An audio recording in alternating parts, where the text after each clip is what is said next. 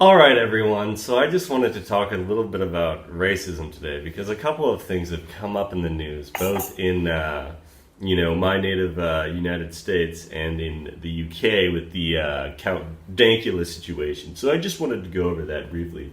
First of all, looking at what's happened in Starbucks, as we all know, you've all read the story of the black customers who were loitering and using the bathroom and did not want to pay for anything, and the manager got called in, and these guys were asked to leave, and they refused to leave until finally the police came without incident, and they left, and that's all there was.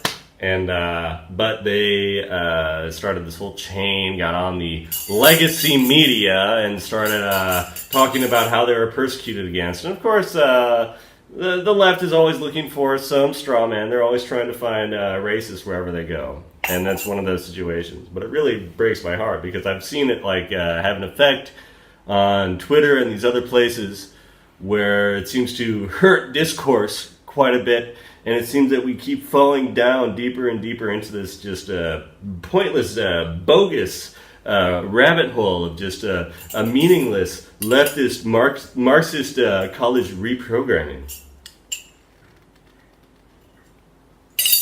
That is to say, there is an actual reasonable fight going on against racism right now.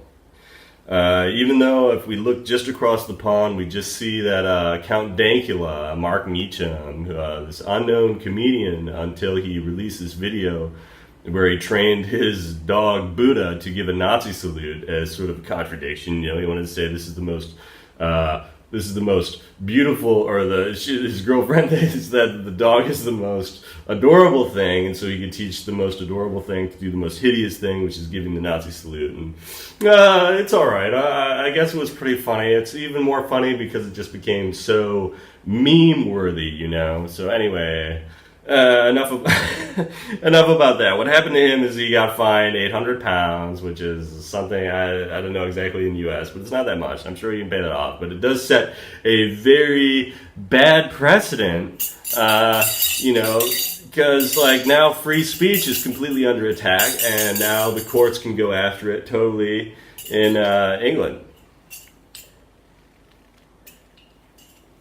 But bringing it back to my original point, I just wanted to straighten out, because even though things like Right Wing Watch have gone after me, and I've been accused of being alt-right, and I've been told that, I'm sympathizing with Nazis and all this, this whole premise, this whole concept, the very meaning of Jynkajawbo is from the book Ulysses. The date of June 16th, and the protagonist of the book is Leopold Bloom, a Jew living in Ireland. And I remember one part of the book, I was going to research this, but I was excited to get started. But anyway, in Ulysses, Bloom is sitting in a bar with his friends, and nobody knows that he's Jewish, but they start making cracks about Jews, like Ireland has never had a problem with Jews because they wouldn't let them in, and so on. And you realize just how pointless and how horrible it is just to judge someone based on some genetic factors that they have no control over. And, in the book, he walks up, and this is Bloom's day. Bloom walks out of the bar, and the banter continues on behind him as he just politely excuses himself. And it's just seen as one of those instances, and this is, 1900s, like early 1900s, right?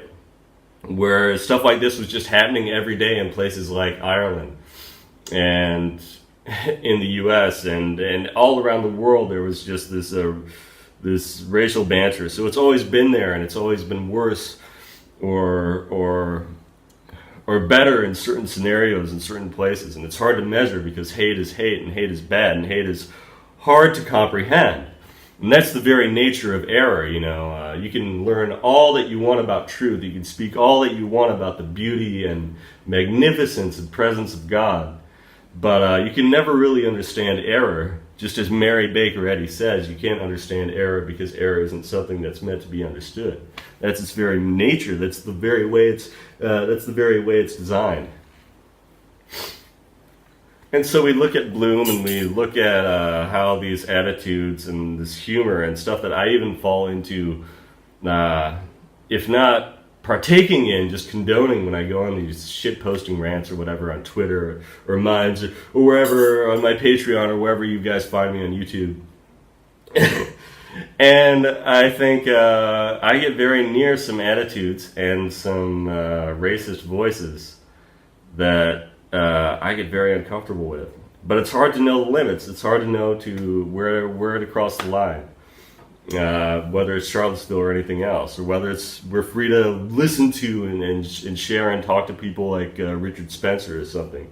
Whether Faith Goldie can talk to the Daily Stormer and not get fired from her major position at Rebel Media.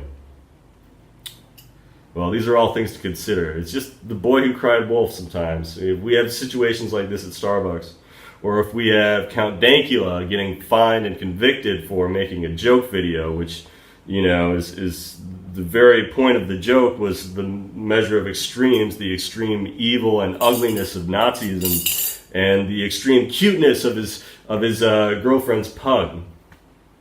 Anyway.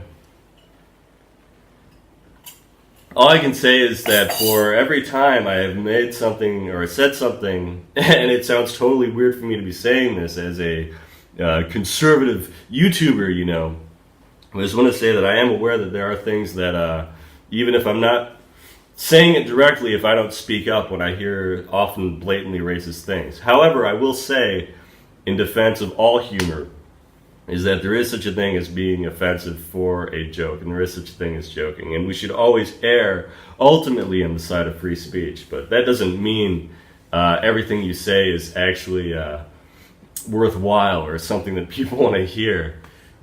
Sometimes you just strive to be the sort of person, like a certain idol that I can think of right now, where just everything you say, people just want to keep listening, and that's sort of what I'm aiming towards.